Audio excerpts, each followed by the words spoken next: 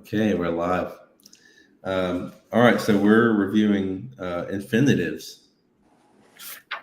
So when I think about infinitives, I automatically think about Spanish because when we learn verbs in Spanish, we learn infinitives,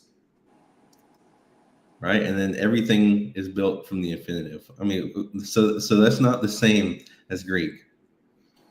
Everything's not built from the infinitive in Greek. But I think about it because when you translate into English, those Spanish verbs that I know Spanish. I know some verbs. One that comes to mind is correr, which means to run. Mm-hmm. But just that helping word to, and then the verb is, in my mind, what the infinitive does. And you see that in the Greek. You see those. You'll see in the chapter. You see that sometimes it's translated with the to, like on page 371 at the bottom. It says, "For me to live is Christ." So there's that to showing its head, but it doesn't always function that way. It has a wider usage, and it depends on some of the contextual things going on around it. Of course, there are some different verbs that will make it do something. So there are 5 different verbs that will always be followed by a to plus verb. Those are on page 372. We'll talk about it again in a minute. And then you have those articular infinitives and plus preposition.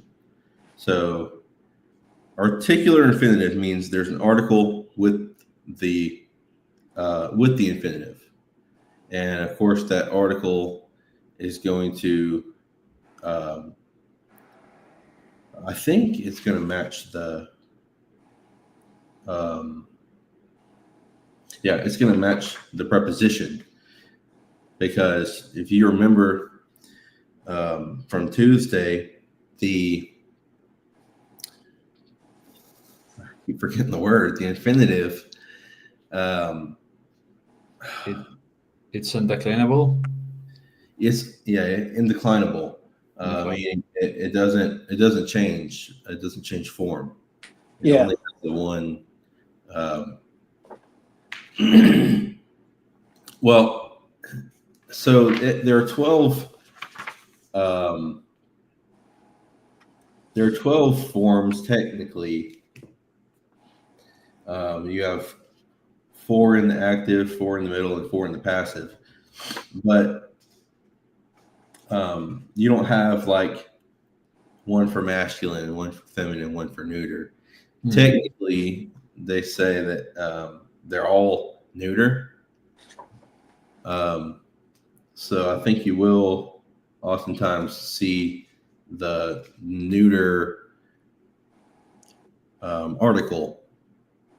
Mm-hmm. And you don't have like a preposition guiding it. But if you have the preposition guiding it, it has a different rule of translation, so you don't just automatically translate it with to there. Mm-hmm. So you said, I just want to make sure I heard you right. If there isn't a preposition there, oftentimes there'll be like a neuter article with it. Yeah. So let's see. I'm looking at 371 at the bottom again, and this is a substantive. So do you remember what that means?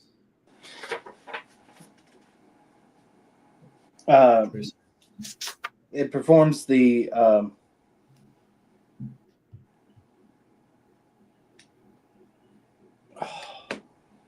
it's a verbal noun, so it can perform any function. So, or I'm just going off of what I could remember on it. yeah. Well, at least in Spanish, substantive is basically the translation for noun. Oh, really? So Yeah. okay, so it can perform any function that a substantive can, but I can't remember what the word substantive means. So, Andres has the idea pretty much in its scientific form there, where it just means noun in Spanish. Um, but maybe to make it make a little bit more sense than that, if you have an adjective that's functioning substantively, right? It functions like it's its own thing. Yeah, it functions like the subject, right? Like what Dave explained, like unless I'm wrong on it, like the good, the bad, the ugly. You have these adjectives, but they stand on their own. Right. Is that what you're talking about? They stand alone as an idea. Okay. So in some sense, a noun, right? Person, place, thing, or idea. You might have heard it kind of stated like that. Mm-hmm. So when it functions like an idea, like its own thing, it's a substantive use, and that's what you see there with um, to live is Christ. It's almost like you're saying this equals this thing equals this thing. Yeah. Yeah. I get And that. if you notice, it doesn't in the Greek it doesn't have the to be verb, so it's just like to live, Christ, to die, gain.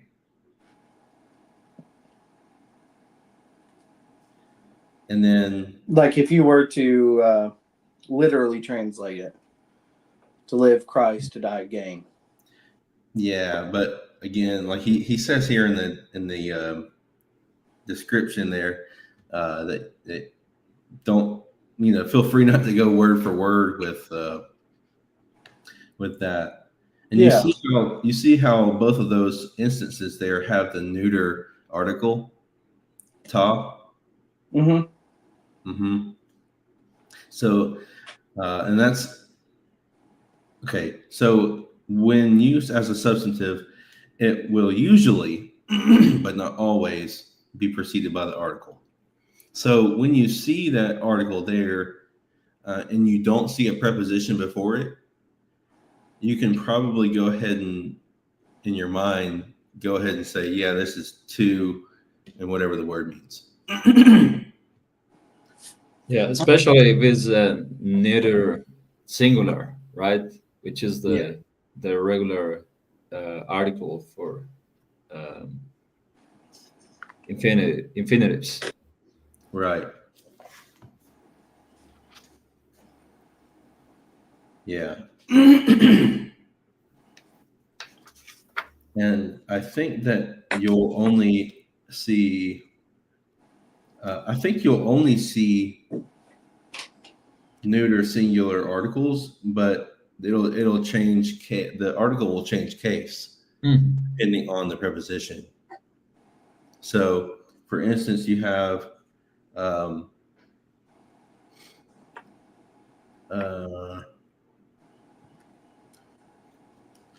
so dia, ace, and pros are all prepositions that function in the accusative with the infinitive.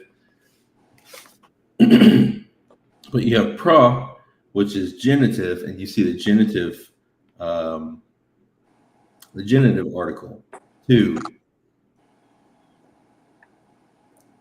thou, omicron, upsilon. That's on page 374 at the top. Yeah, the case would be determined by the function, right, of the infinitive, which will be directly affected by the preposition, as you say. Yeah, the case is directly affected by the preposition. And the same thing with in, functioning in the dative, you have the dative article. Yeah.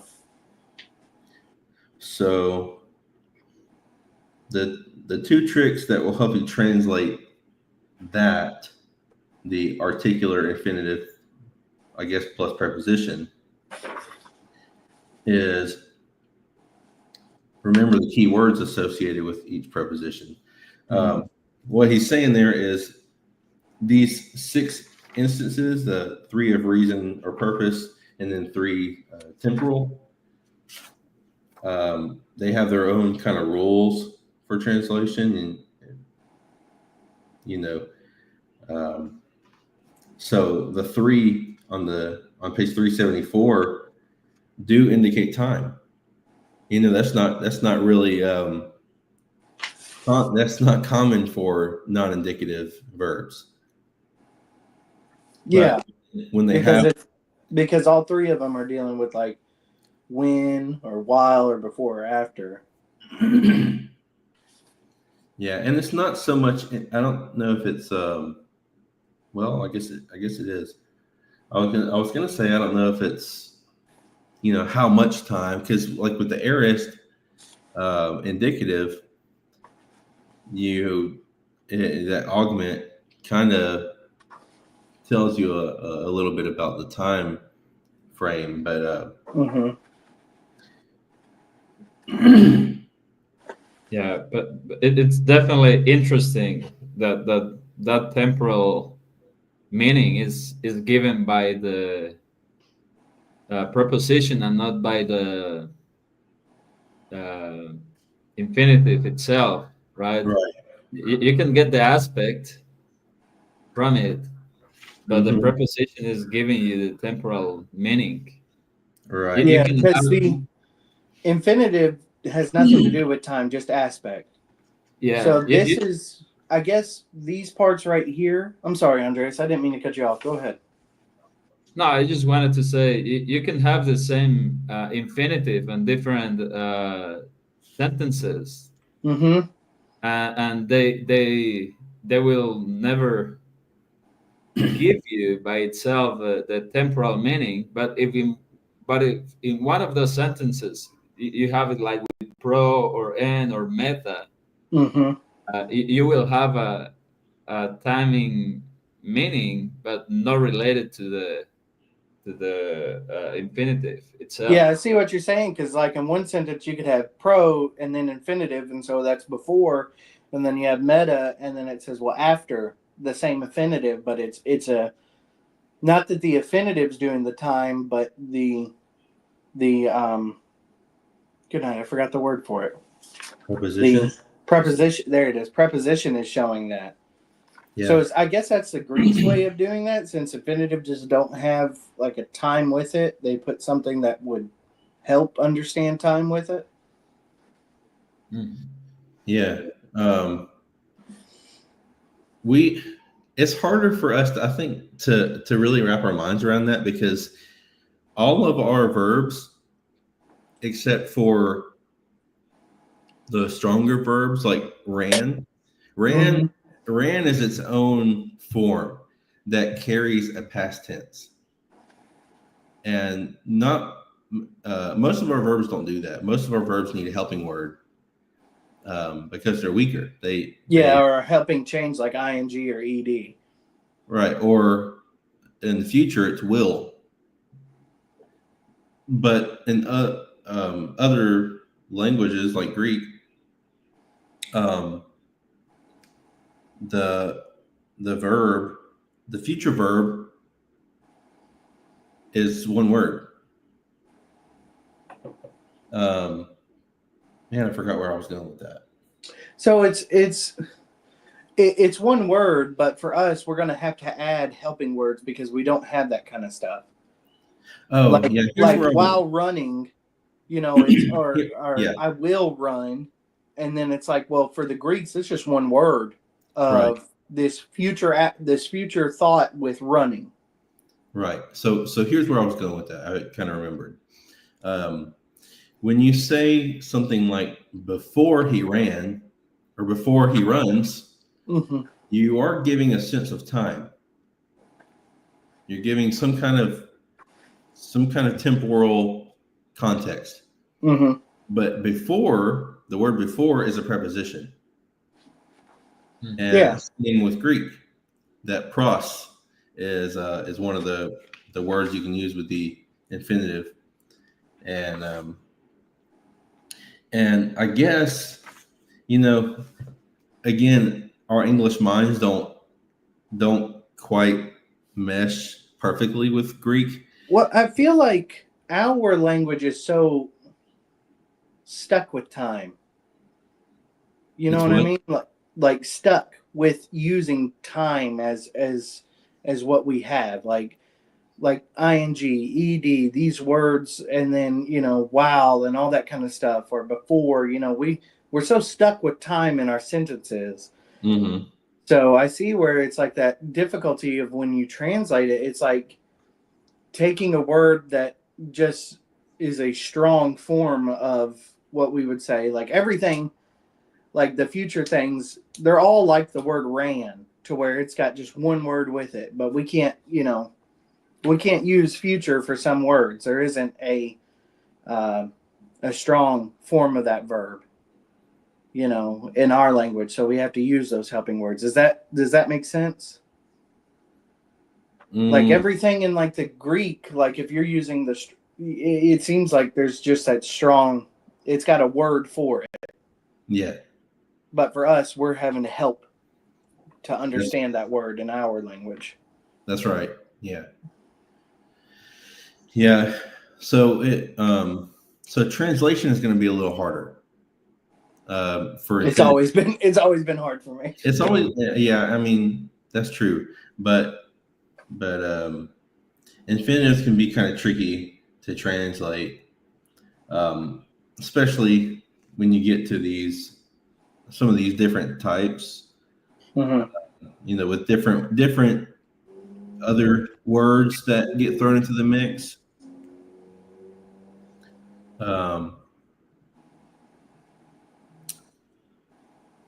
So let's see. Trying to think of where to go from here. I don't know if we want to just keep going back through. Yeah. Hey, review is helping me a ton. Okay, so don't good. feel like you're just wasting your time, because this is helping out. Okay, so I want to hit this real quick. Purpose and result. He brings out here a good point that it's often difficult to differentiate between purpose and result, but you can bring this out in your teaching and preaching. If there's intent, it's purpose. Otherwise, it's result. I think this probably would also come in handy if you have, just kind of painting a scenario here. If you had somebody that was maybe either on Facebook or whatever, just kind of promoting a certain doctrine, and you wanted to check on its validity, and let's just say they were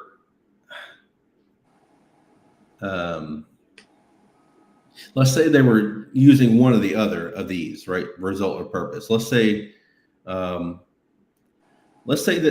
the context of whatever text that they're talking about really is given the result of the thing that they're trying to say is for a purpose, and they're making a big deal out of it. Well, and I'm not saying that you should just use Greek to prove people wrong, but here's where knowing those things can help. Right? If they're promoting this thing and they're leading people on with it, you can come in and say, hey, that's not actually how that infinitive works here.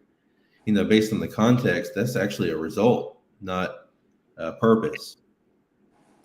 So the difference there, I mean, you'll hear it when we read the examples. Herod is searching for the child to destroy him.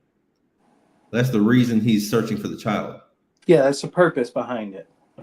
Right. And I wish there was a one that was a little bit. Okay. Yeah, here it is. So they filled the boats so full that they began to sink.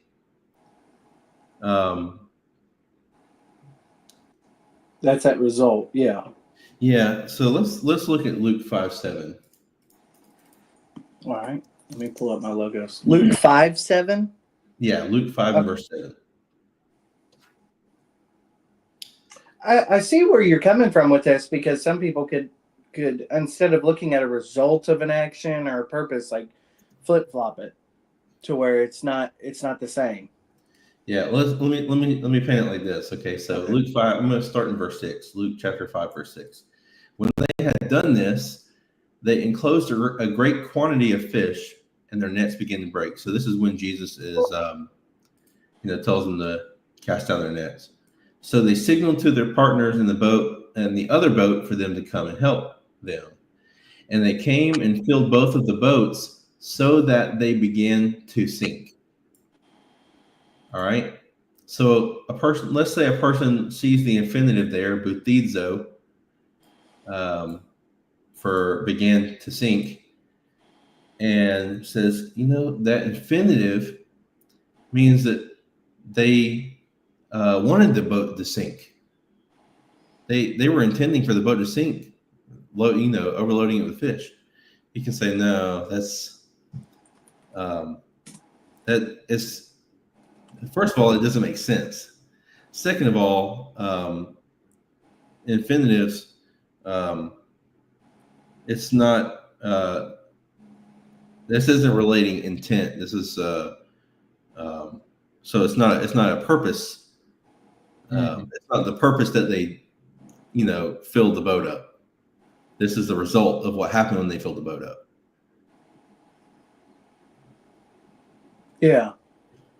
Yeah, I like to see where Greek can come in handy in real life situations like that. And I've seen stuff like that, not necessarily with the infinitive, but somebody, obviously our denominational friends do stuff with Greek all the time, and they're wrong in how they use it. But I mean, the same thing happens in the church too. I'm not saying that we're, unsusceptible to it. No, yeah. I was looking at, like, of course, I don't think this ties in, but like the debate with like Acts 2:38 with the word ace on that. I don't see an infinitive there. No, there's not. No, it's just that word ace. I didn't know if that. But there's that for the forgiveness of sins. It's got that thought of. What's funny is in my review last night, and I was thinking about this exact thing. I actually went and checked Acts 2:38 to see exactly what you're checking on now. Yeah. Because that's in my mind, that's kind of what you're talking about. Not this specifically because it doesn't have an infinitive, but how people can take and say, well, it's actually this. Yeah. And so what they do there, and I don't know if you know this or not, what they do there is they take the translation, the modern translation for, and they translate it using they translate for. They don't translate ace. They translate for, and they see all the dictionary definitions in the English that for can mean. So they go with like. For can mean in order. For can mean. So they bring up like a thesaurus, and they're like, "Look at all the ways that it could be translated." Yeah, and so they conclude there that because the English word for can mean because of something. Let's see, what was the one that they like to use a lot is take ibuprofen for your headache. You wouldn't say take ibuprofen so that you can have a headache. You would say take ibuprofen because you have a headache.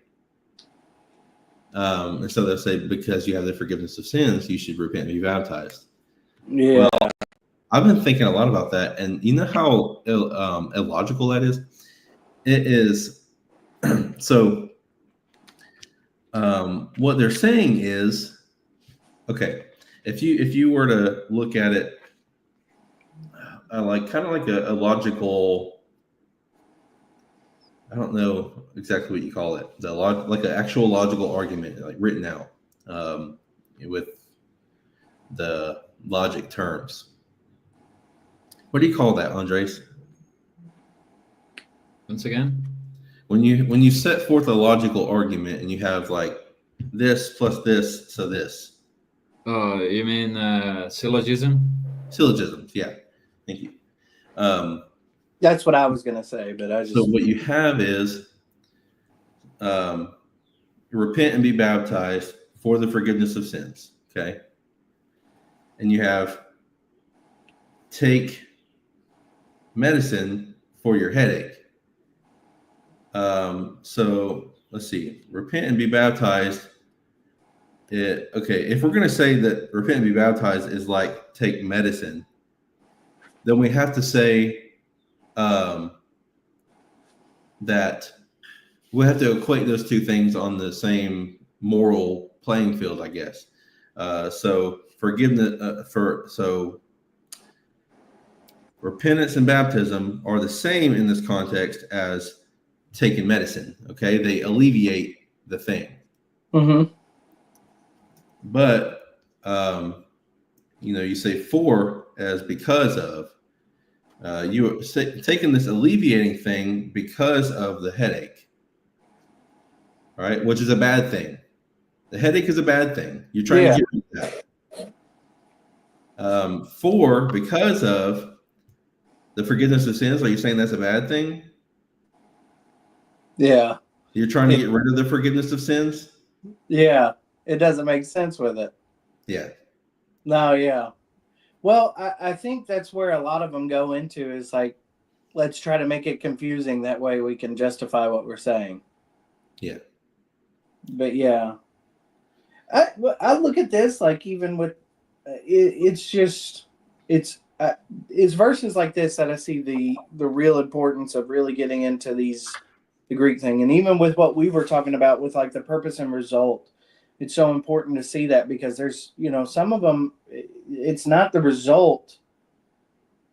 Herod finding Jesus didn't result in him wanting to destroy him. Yeah. He was seeking to destroy him. Yeah. And like you said, the purpose wasn't to sink their boats. They weren't trying to sink their boats. It was a result of it. So I see that reasoning behind it, or the importance of seeing that. Yeah. Mm-hmm. Yeah. Context is important. Mm-hmm. Context is key. And I wonder, with what we were talking about with like Acts 2:38, I wonder if that's just the problem that some people run into is they get out of the context, and you can even single out just one Greek word and say, well, it could be this, that, and the other. It's like, well, context says that it's going to be this. Yeah. Yeah, and it's it's funny because they'll do those mental gymnastics with a single word trying to make the context mean something different, and then they'll appeal to context. They'll appeal to greater context and say that we're saved by faith. Have you read Ephesians 2:8? Like I hear that so often. Mm-hmm. But no, you can't. Just because you don't like what I like to analogize it. I don't know if that's the right word. That's the word. It's a beautiful word. To the phrase like you can't. I'll do a video with this. Yeah. Marketing. Yeah. Viral. Yeah. Come to GST. We analogize everything. Yeah.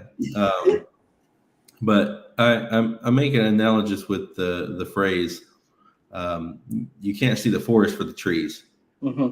And when you don't like the way the forest looks or you don't like the way one tree looks in the forest, and you want to chop it down, that tree doesn't change the forest.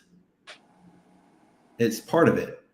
Yeah. And it's the same way with things like Acts 2:38, which do express that repentance and baptism are toward the forgiveness of sins. Ace. Mm-hmm.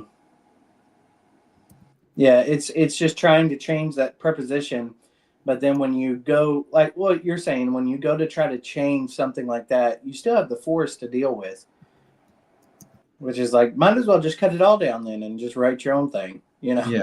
Yeah. Go ahead and take out all the passages about baptism. Yeah. And don't and skip over those when you preach and you teach, and and what you just go ahead and mark them out of your Bible, because well, it's about like what they bring up with like Paul saying, "I'm glad I didn't baptize." Not that he's glad he didn't baptize, but he didn't baptize any of them. And they say that, well, there's the evolution of the gospel. It's moving away from baptism, but you're taking away the context of people fighting over who they belong to, Apollos or Paul or Jesus or or Peter. And it's like, well, I'm glad I didn't baptize any of y'all because y'all be fighting over that. Yeah. And that was the reasoning behind what Paul, Paul saying that he was glad. It wasn't that he was glad, Yeah. When he says that Christ didn't send me to baptize, but to preach the gospel, they forget that when Philip preached the gospel to the eunuch, he immediately said, "Here's water." Yeah, so is it a different gospel, which Paul says they should be accursed if it's teaching? So, yeah, And I see. There are some people who see, and they call themselves mid-Acts dispensationalists. They see where Peter did preach salvation through baptism, but then Paul preached something different. That's so weird. And it's funny how they can get to that point and then say, "Yeah, it's different for us."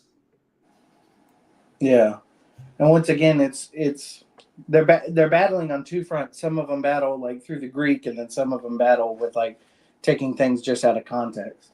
Yeah, it's weird how you can see people dancing around the truth on all sides, but it's so rare. For whatever reason, it's so rare for people to just be honest with the text and put aside their biases and their just theology, put aside their preconceived thoughts and ideas, and allow the text to speak for itself. Well, that's the point of the Bible. It's supposed to challenge us. It's supposed to say, hey, if something's wrong with what we're doing, it's supposed to point out those things and show us the better way to do it. For sure. So.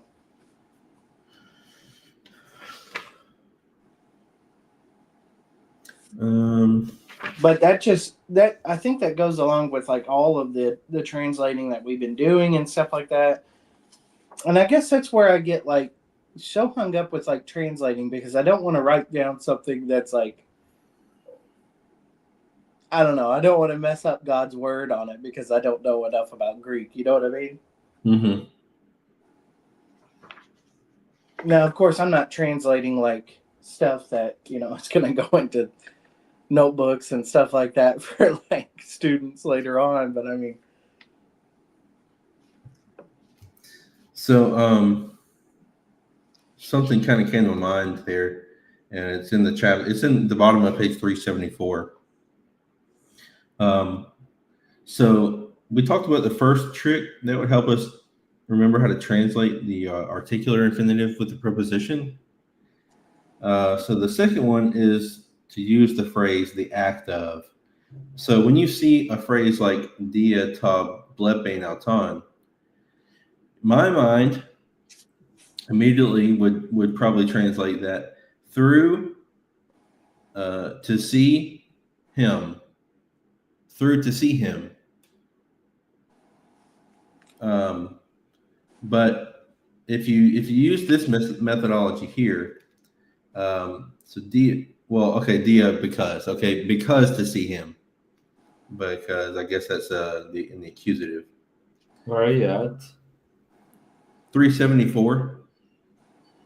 Yeah, but I mean, okay, dia tu lepengen turn. Okay. Yeah. Yeah. So because is the I think the accusative of dia. So because to see him would be Altan in the accusative is typically him, but since it's in an articular and infinitive phrase, it's in reference to him. So in some sense of the word, it is still him. But to smooth it out in English, instead of saying in reference to him, you would just say he. So he does the act of whatever the infinitive is. Because of the act of seeing with reference to him. So, that's just a fancy way of saying because he sees. Seeing with reference to him, you're talking about him. And you're talking about him seeing. Yeah. You're basically still saying the word him. You're basically still talking about him, but it's once again how this sentence is laid out or how this phrase is laid out. This portion of it is laid out. Mm-hmm. It's like, go ahead. Well, I was just going to say another way that you can kind of think about it is in the literal, kind of Young's literal type fashion, where you might go because to see him, and you just understand that the him is talking about, you're talking about him doing the verb. So he does the verb is, I don't know if that really helps much, but No. Well, I think Auton is nominative, right? wouldn't it be altos in nominative? Auton. Oh, okay, yeah. Well, it might be alton in the neuter. Let's see. But the way they translate it into the really literal way is like it's accusative, him. But I don't know. That's a good point. I think it's also important to see like the phrase that's going on here with the infinitive of it. Yeah. Because it's going to be because it's not going to be like through or across or by, that or by, Yeah. I think it's important to see that because even that we can, through he sees, that it's like, it can mess up. Okay, that's a because right there with understanding, why is this dia here right now, Right. And that's another thing too. I don't know all of the glosses for all of the prepositions, but most of them I have like a basic idea of what it means when I see it. So when I see dia, I automatically think by or through, which is what it means in the genitive, I think. But then you use it in the accusative. Well, when I say you use it in the accusative, the word itself doesn't change, but the words that follow it, or the words that it's connected to, or word that it's connected to, will be in a certain case. And when you see that phenomenon occur, then you know that it's functioning accusatively, or whatever. Yeah. It's functioning with its accusative meaning. Do you think that's going to give like some trouble in translating? Is these prepositions? It shouldn't give you too much trouble, honestly. But like I'm saying in like, so for like our midterm test or what have you, or sure. we did a whole entire passage. Mm-hmm. I guess it just comes down to recognizing phrases as well. But I didn't know if these prepositions would give trouble with that sense of like, understanding if it's like pro is talking about before, or if it's a regular form of pro, or that kind of stuff, or pros. I mean, do you have that preposition chart? I've got this one. I think I have it saved though. Hold on, let me pull it up.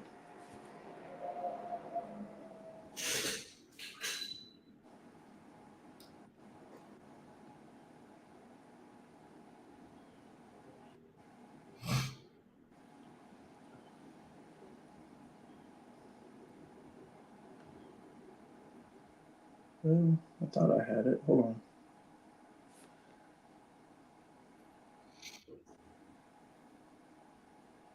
No, I don't got it. Okay. I had one.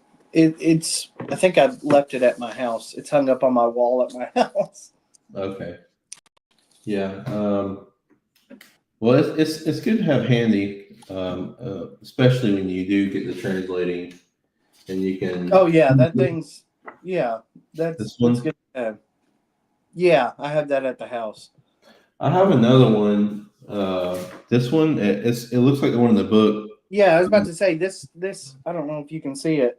but it's a little bit more thorough. Yeah, this one just has like just the words, but you can kind of still like dia is a straight line through it. It's so with that circle you can kind of pick up like, or pros is like to or towards it. It's pointing towards that circle. So Yeah, but it's also you have this line. I think this is interesting too. You have this line after the circle, on the right side. yeah, para. The line is straight up and down. Mm-hmm. So dia is after that, and it's looking back on it. So in reference to the circle, which is the thing that you're, or the idea, or the notion, the concept that you're talking about, and having a preposition relate to. Yeah. And you have this line after it. So the things that are kind of after the line Would be the because of. would be Because you're referencing back to. Yeah. So you have the apo, which means away from. You have the dia, which means because of. The Yeah. X, which means from or out of. And then para, which in the basically in this after state can mean by or from, or So all of them after that line, they're all kind of looking back toward that circle that's saying like away from what's back there, because of what's back there, that side of it. That's that's right. Para is a little bit different from the others because it kind of has the sense of near or beside in some cases. Alongside of, Alongside of, but even dia in its genitive form, kind of, it's like you're already, takes you through it, like you're already through it, and you're looking back at how you came through it to some degree. But I think seeing things like that is helpful, and then knowing that some words like dia function a little bit differently in translation, depending on the case, is also really helpful. Like I said, I think here it's also like looking to see, okay, I have an infinitive here, and here's a dia, or here's a in, or those kind of words. Okay, this is as far as doing that breakdown of the sentences. Okay, here's an infinitive phrase, or whatever they call it, but there's a phrase here that's being used, or a thought here with that infinitive. Right.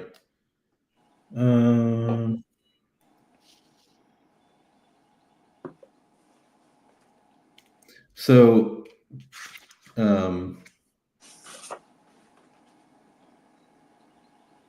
yeah, I think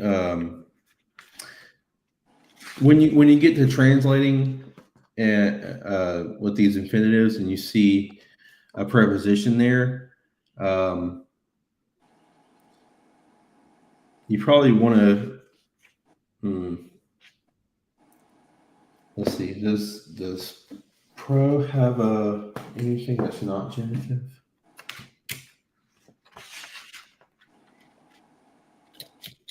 Pro.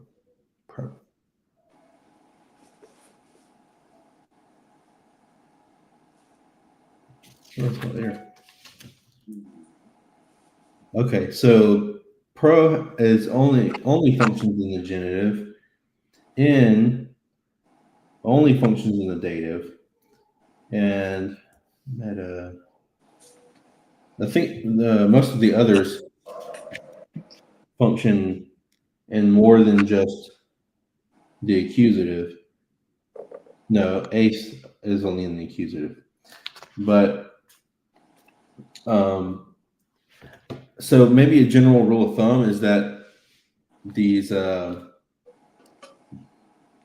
prepositions always function in the accusative unless they don't have an accusative like function, or unless they don't function with accusative at all. So like in doesn't have an accusative, format. Neither does, but all the rest of them do, and that's what they do with the infinitive. Yeah. So you'll use the infinitive function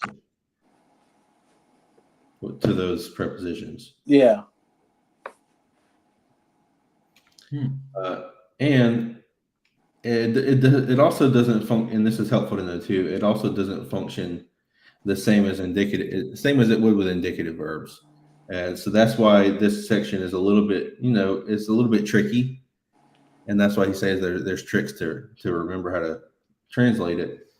And you just kind of maybe just reference it, whenever you're doing your translating, if you're allowed to do that.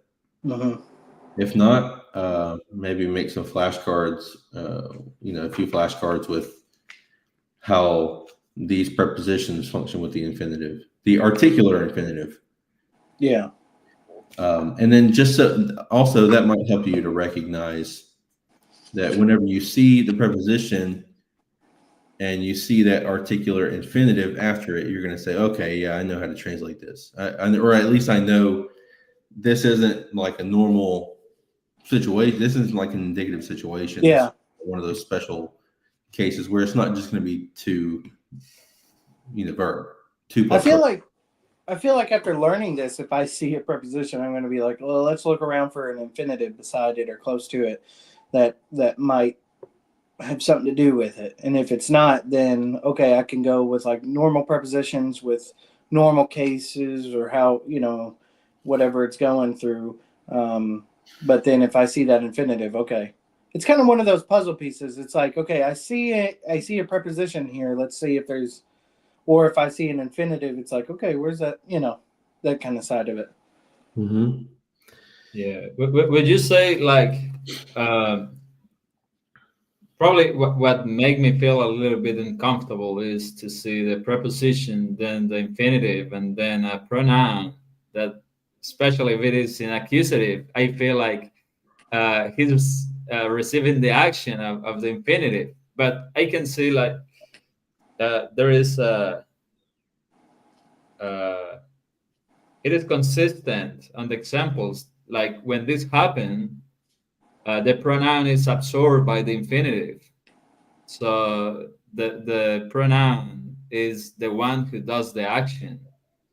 Like here in 373, dia top le pain auton is it would be because he sees instead of because he sees to him, right? Mm-hmm. The pronoun is absorbed by the infinitive and make him the one that does the action, right? Mm-hmm. Let's see how I say it. So other way we could fall in the temptation of translate because he says to him, but it is not the way how Greek works here, right? So that infinitive, almost kind of like what you're putting it as, that infinitive kind of becomes the main point of that. I guess because it's that verbal noun kind of thing. Instead of like him being the main point, it's like because he sees. So, in a sense, the accusative becomes the subject, and this is what Mounts talks about in the chapter. Yeah. The accusative kind of becomes the subject of the infinitive, and we say subject loosely because it's not it, but Yeah. he calls it an accusative of a reference. So that's where you get this longer, more literal translation because of the act of seeing in reference to him. So it's an accusative of reference, and you reference that accusative with the infinitive verb. So Yeah, because it's still him that is seeing, but with that infinitive there, it's because he sees. Mm-hmm. Yeah. Infinitive, Or right, like it with like right, the ace, right. in order that he sees, it's still taking that him. It's on the bottom of page 370 in the footnotes. 370, you said? Yeah. Number 3 down there. I'm gonna highlight that.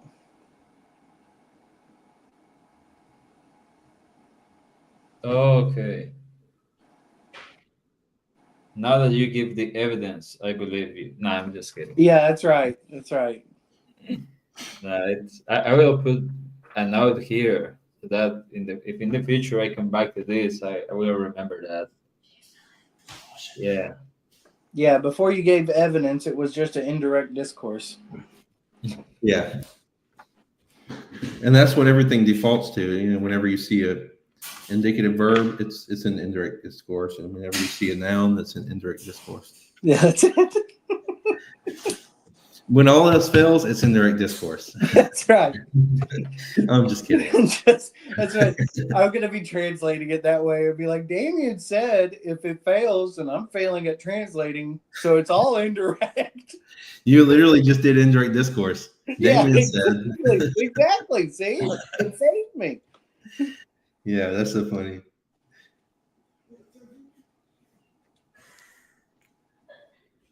But don't worry, Andreas. I'd only blame Damien in my indirect discourse.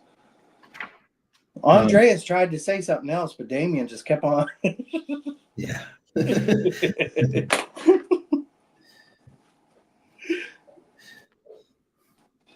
Perfective perfecto. Imperfective perfecto. So Yeah. there are these other ones, these complementary infinitives. So it says a finite verb's meaning. I'm on page 372, by the way. A finite verb's meaning may be incomplete apart from some additional information. Okay, so complementary means it's complementing the sentence. So in the first example there, exanto lalein heterais glossis. You could take the lalein out, and it would still function. It would still be, you'd still be able to understand. They began in other tongues. That makes some sense. Could you say that again? I'm sorry, you kind of broke up on my end. Hey, can you close these? Okay, it'll work. Okay. So you could take in that first example on page 372. Yeah, I got it. You could take lalein out. You could take the infinitive out, and you would still have a sentence there. You would still have a functional sentence. They began in other tongues, but you still kind of that information helps. They begin what? They began to speak. To speak, yeah. The same with the second example. These you ought. So basically, you could say you should have done these. These you ought without neglecting the former. Technically, does make sense, but to have done makes even more sense. It's just complementary. Yeah. Yeah, And because it like with the first example. Complements the meaning of the verb. Okay. Yeah, So because when it says they began in other tongues, what it's intending to say by begin is begin to speak. And so yeah, it's just going to go ahead and throw the to speak in there. I see what you're saying. Yeah. I mean, it really lays out all like debate on it. Well, what does the began in other tongues mean? Well, they began to speak. So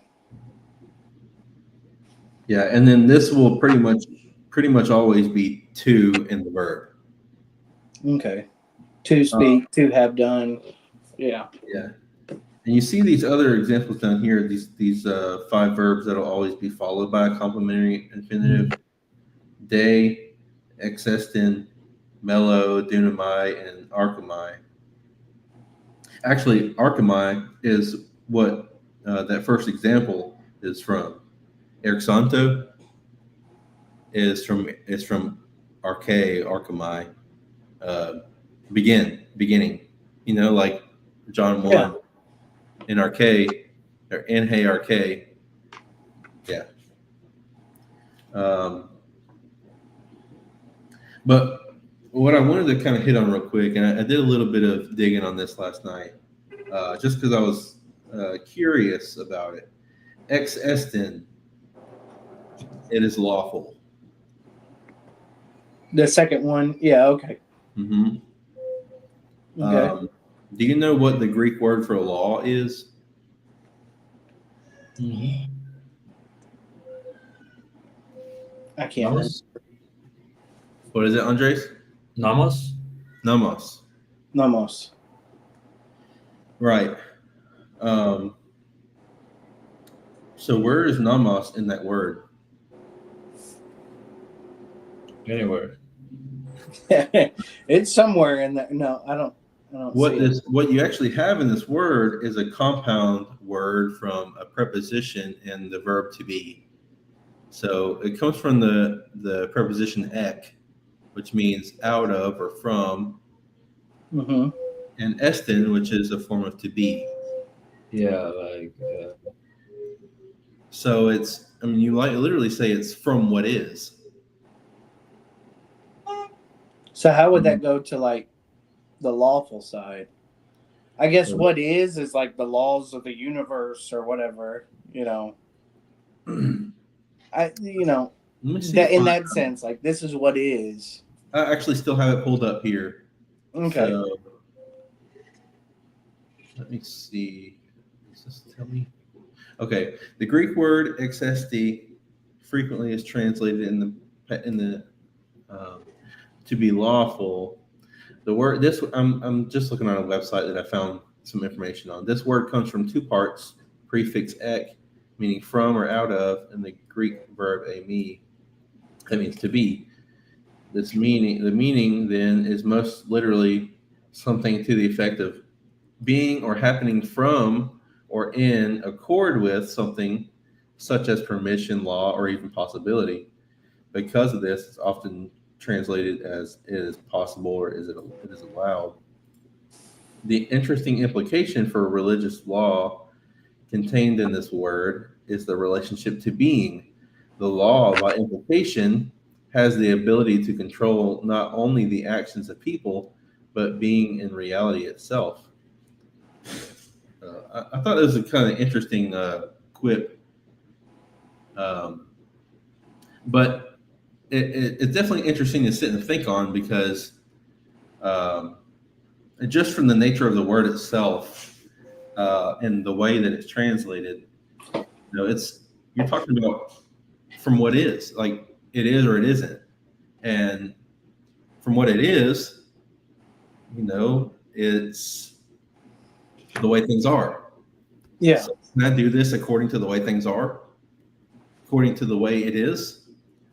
Um, you know, but I wonder though if lawful can give people a reason, and I've been kind of sensitive to this lately. I wonder if the way we use certain words and the way the words are commonly translated, if they can give people a false sense of ground to stand on. What I mean is, when you say it is lawful, or is it lawful, depending on the context, like Matthew 19, is it lawful for a man to divorce his wife for any cause? Yeah. I wonder if that gives people maybe a sense of ground to stand on that's a little stronger than, or a little bit further out than what's actually maybe being said. What they're saying in Matthew 19 is existent, right? From what is, can we divorce our wives for any cause? And if you look that word up in the Logos, you're going to see translations like authorized, permitted. Yeah. In fact, I was just checking because it was like very interesting to me how you came with this word. And Matthew 14:4, it is used in the negative. Uk existing soy kein autem. And it is when John the Baptist told to Herod about it is not what it is about the woman he had, right? It's not lawful for you to have her. It's not what it is. It's not from what is. Yeah. So basically, it's telling to him, she's not your wife. She's not yours. It is not what from what is. Yeah. Yeah. Yeah, it's not authorized. It's not the way things are. That's not the way things go. Yeah. That's not how we do things around here. Yeah. Well, you know, in like the context of it, it's like if it's like what Andreas is saying to if they're talking Jesus to the Jewish population, well, the way it is the law that they've been following all their lives, you know, and so that question of it, if they're lawful, we have to remember, like in context, their laws are different than our laws because they were underneath the old one. Yeah, and the Jews appealed to the law of Moses as from what is, as existent, but Jesus appealed to from the beginning. Mm-hmm. And he didn't say the same word there, but in answering the question of from what is, he appealed to the beginning. Yeah, from when God made man and woman. From the beginning, it wasn't this way. Yeah. Yeah. I just thought that was interesting. That is because it's not, it's, I don't know, I would have to look it up to get that kind of stuff out of it because it's like, okay, to me, I just look at that and I go, okay, it is lawful. Yeah. But the reason I kind of brought that up is because I just wonder if I'm not saying that people do this or what, but using the word lawful there, I think people could get a little bit lawful about things, a little bit maybe legalistic on how things come across because there's we end up with this phrase, is it lawful? And that semantics may be part of this discussion, but things like that's not how it is. It's kind of a helpful background understanding of the word. This is what's really going on in this word. It's not having to do with the literal law. It's just, maybe it coincides with that, but it's literally from what is. Even from custom, as you mentioned, it could be translated, or we could think of it as it is not how we do things here, or something like that. When you go to Acts 17:21, you can see the Romans rejecting what is lawful because they are Romans. Acts 17. 21. all the Athenians and strangers visiting used to spend their time in nothing. Oh, Acts 16:21 is what I said. You said 17. No, I see. 16. Okay. Proclaiming customs which it is not lawful for us to accept or observe. Okay. So you can say it's not related to the Roman law. It's more related to cultural law, how they do the things, right? Yeah. Since they are Romans, they are not open to accept that, right? Mhm. But not necessarily violating uh, anything in the law. I thought I saw something where,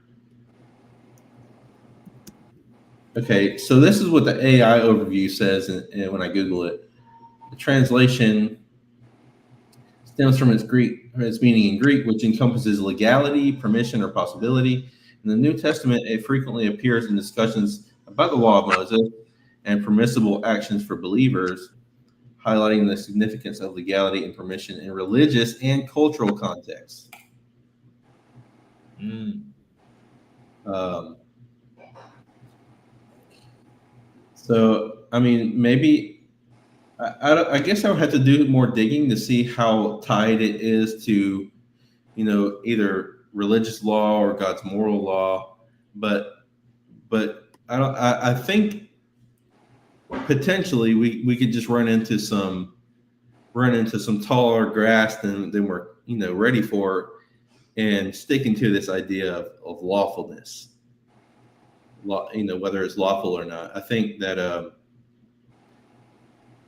maybe something like authorized, it has a different nuance, and it can also be translated from exestin as authorized. There's definitely a different nuance between lawful and authorization. Mhm.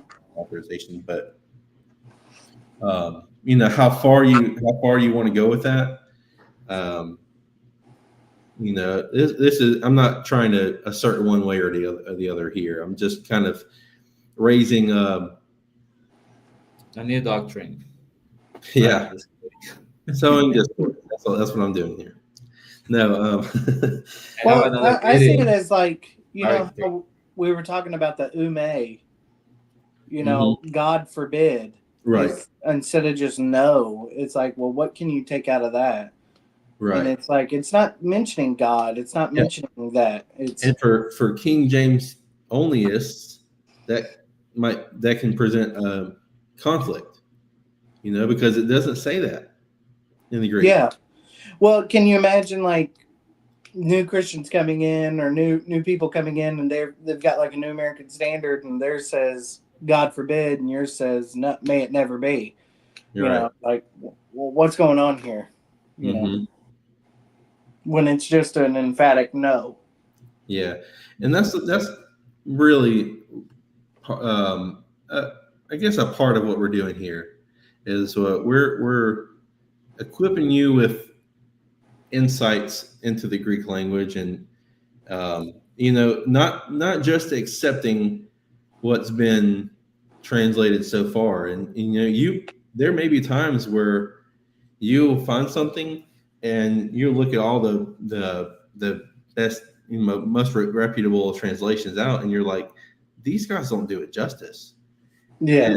And I've heard Justin Rogers say things like that, where certain translation, like all these translations that we love and use, they still have like a Calvinistic thrust to them. They most of those committees are not members of the church. No, yeah.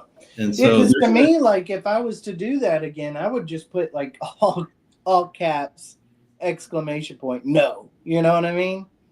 It's like, because that's what he's trying to get across. He's no, instead of like, and I know what they're doing, like God forbid. That's to the King James. That's like, that's no. yeah. God's forbidding it. That's more of a no than just some man saying no. You know, Yeah. But it's yeah, like what God finds abominable, or whatever, however you say the word. I can never say that word. What yeah. God finds an abomination, you know, it's like, oh, that's more than what man finds as an abomination, you know. Yeah, God's ways and his thoughts are higher and different than ours. Yeah. But I do think it's important to challenge sometimes the norm, challenge the tradition, challenge the what's Like to accepted, stand. challenge the accessity, challenge the from what is, because sometimes, and this is like real talk. Sometimes what is what we've made it, and not necessarily what actually is. You know, we have a lot of traditions, and we see a lot of traditions in religion today, church theology, churchianity today. A lot of traditions that are from what is, but it's really from what man has made it, and not from what it is because God made it so. It's important to challenge those things sometimes. I think so. Well, It is what it is. Yeah. It is existing. It is what Damien said. Eston T. Seston. Yeah. It's existing. Eston, yeah. Is what is lawful. Yeah. And if I'm going to translate it like King James, God said it's lawful. Yeah. Yeah. Well, any questions? No, like I said, review really helps me out with understanding this. Yeah, it does me too. Because nothing against like Dave's teachings, but Dave can only teach so much in that. So it's nice to do another round of review with it to like get a little bit more into the nitty gritty side of it and see like more of it. Yeah, Dave's covering a lot more ground. Yeah. We're trying to use a magnifying glass on some of the things. Yeah. Right? Yeah. There's broad strokes and then there's little strokes that get into it. So yeah. Both are important. Yeah, exactly. Exactly. You need the. What'd you say? I'm sorry. Plus, he's teaching the first time the material. I mean, we are reviewing, so you already know about this. So that led us to go a little bit on different directions. Yeah, because if he didn't do, like I said, the broad strokes like covers all of what you're learning with it. And then if you didn't do broad strokes, it's like, well, then you're going to get lost in the finer details of it. For sure. So yeah, I'm not discounting what he teaches. I'm just saying it's nice to do a review on it as well, because it's like, okay, you know, there's a lot of things that I wish we could have spent more time on that we can spend time on during this. Yeah. Well, so I will end the trim. Okay. If you agree. I agree. I have a real quick comment. No, I'm kidding.